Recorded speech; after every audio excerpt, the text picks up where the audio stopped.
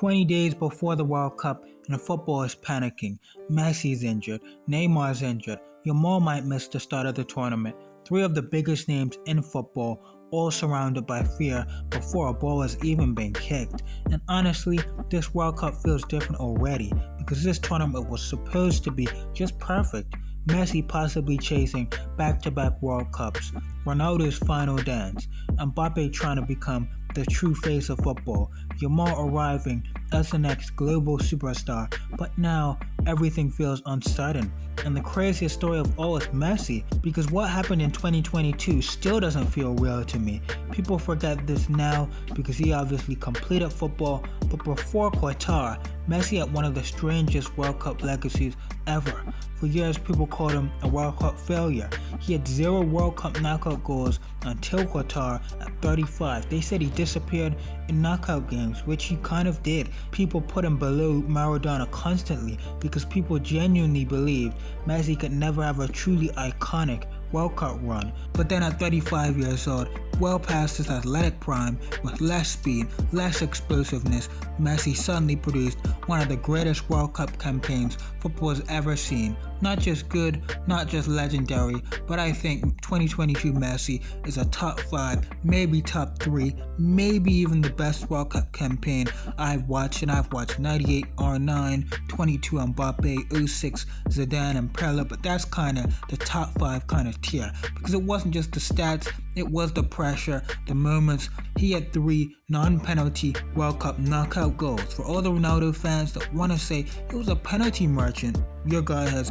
0 knockout World Cup goals. He had 3, including a masterclass in a final. Argentina lost that first game to Saudi, and suddenly the entire country is collapsing emotionally. Then against Mexico, Messi saves them. That goal completely changes football history. Without it, Argentina might go out in the group stage. Then against Croatia, Messi produces one of the greatest semi-final performances ever. The dribbling, passing, control of the game. At 35 years old, he was still deciding entire matches by himself. Then in the final against France, masterclass, one of the best World Cup final performances we've seen.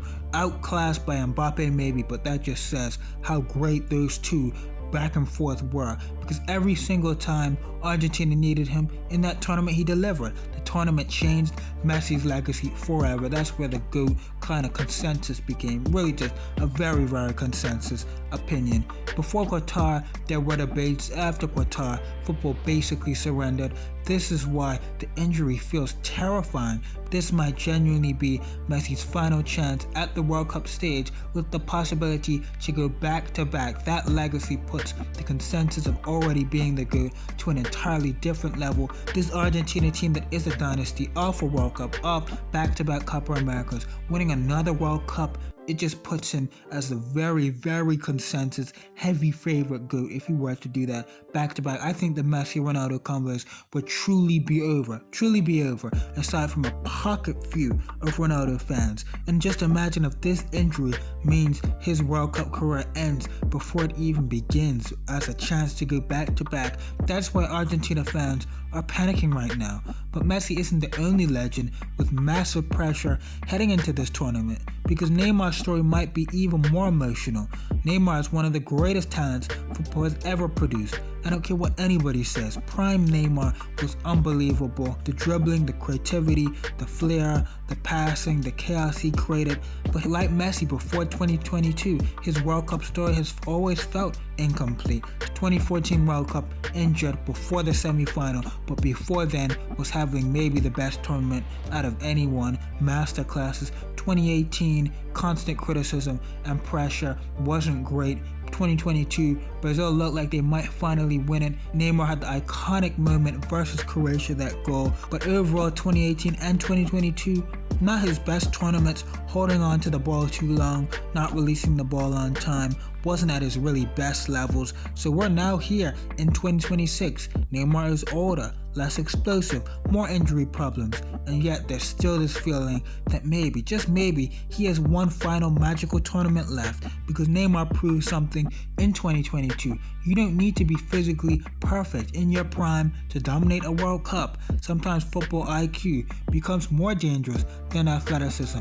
Messi slowed games down, control matches, just pictures moments, and Neymar absolutely has the talent to do that. Not prime Barcelona Neymar, veteran Neymar, the genius version, the creator, the playmaker. Brazil get that Neymar, they become terrifying, but it could be over before it starts. Neymar has picked up an injury, apparently set to possibly miss the first few games, so you're just hoping that Neymar is able to recover in time to really perform at this World Cup. And then there's Lamine Yamal, the future. This was supposed to be his breakout World Cup, the tournament where casual fans finally realized this isn't just another young talent, this is potentially the next face of football, really should be. At 18 years old, he's already controlling the game like a veteran. That's scary. Most teenagers rely purely on pace, confidence. Jamal already understands rhythm, tempo, decision making, is a top 5 playmaker in the history of this game, I truly believe.